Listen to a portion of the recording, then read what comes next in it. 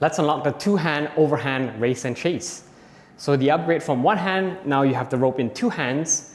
Similar movement. The main difference is you will usually have one hand stacked on top of the other. So it doesn't really matter which hand is on top of the other. You'll practice both sides, remember? So let's start with the right hand on top, left hand on the bottom.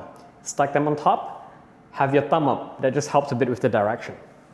What we're going to do is we're going to trace the figure 8 using the thumb leading the movement.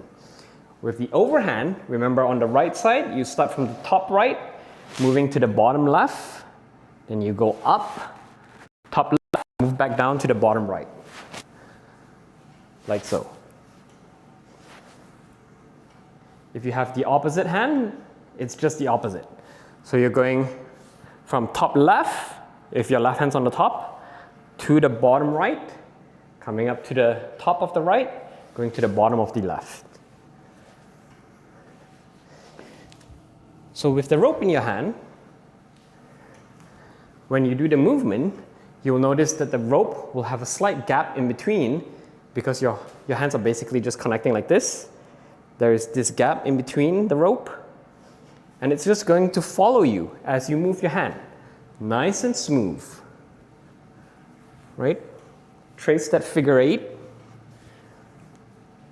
As you get better, you can bring your elbows closer to your body, roll your shoulders forward, let your shoulders kind of lead the movement.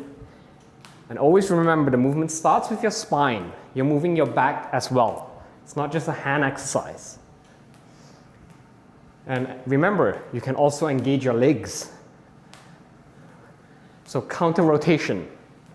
Right shoulder coming forward, left knee coming forward, like the way you would normally walk or run. It's not right shoulder forward, right leg. That's the wrong movement. So always opposite leg, opposite leg. Opposite, opposite, opposite, opposite. Let's look at it from the side. Overhand movement. Whoops.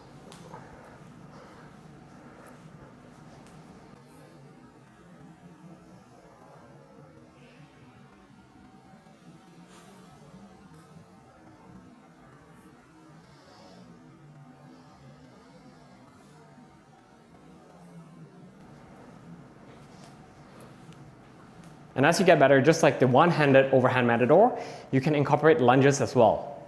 So always remember, when you throw to your left side, your left leg is coming forward.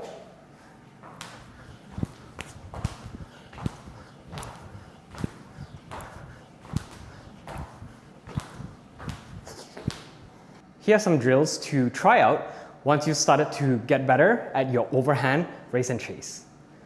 Number 1, notice the position of your elbow. Instead of elbow low and swinging, you can try elbow high. Flare your elbows out a bit more. This encourages you to move your shoulders more. Kind of like a chicken wing, right? Have your elbows out, and this makes your spine rotate a bit more. Second thing you can try is your balance. So have one leg up, or if your balance is not that good yet, put more weight on one foot over the other. So in my case, weight is on my right foot, my left foot is tapping.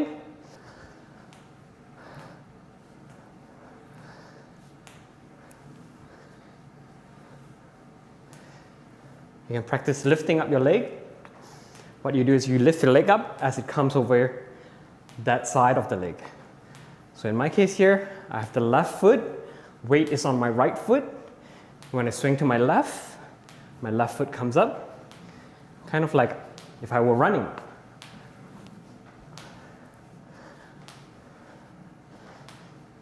You can do the same with your opposite foot. So weight on your left foot, with your right foot tapping. You do the overhand race and chase. And then when you swing over to your right side, have your right foot come up.